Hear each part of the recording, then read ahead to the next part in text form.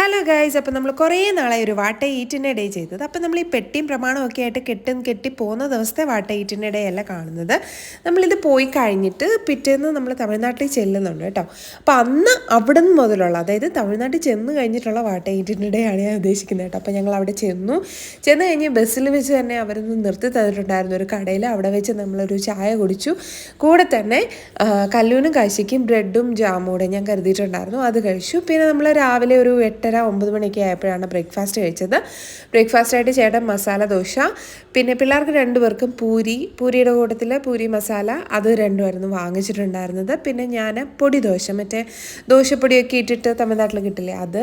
അതിൻ്റെ കൂടെ തന്നെ നമുക്ക് 2 ചട്നി, സാമ്പാർ, അങ്ങനെയുള്ള കാര്യങ്ങളെല്ലാം കിട്ടുമായിരുന്നു കേട്ടോ. ഇതിൻ്റെയൊക്കെ ഡീറ്റെയിൽഡ് വീഡിയോ നമ്മൾ എവിടെയാണ് പോയി കഴിച്ചതെന്നുള്ളതെല്ലാം നമ്മൾ ചാനലിൽ അപ്ലോഡ് ചെയ്തിട്ടുണ്ട്.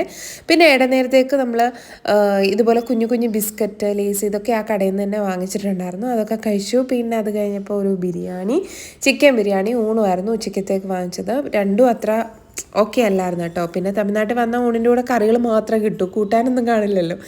പിന്നെ എങ്ങനെയൊക്കെയോ കഴിച്ചു.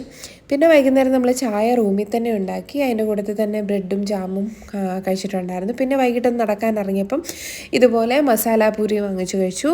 അതേപോലെ വൈകുന്നേരം പൊറോട്ടയും വെജിറ്റബിൾ കുറുമയും കൂടെ കഴിച്ചപ്പോൾ നമ്മുടെ അന്നത്തെ ദിവസം കഴിഞ്ഞു. അന്നത്തെ ദിവസത്തെ ഫുൾ വ്ളോഗ് നമ്മൾ ചാനലിൽ അപ്ലോഡ് ചെയ്തിട്ടുണ്ട്, കാണാൻ മറക്കരുത് കേട്ടോ.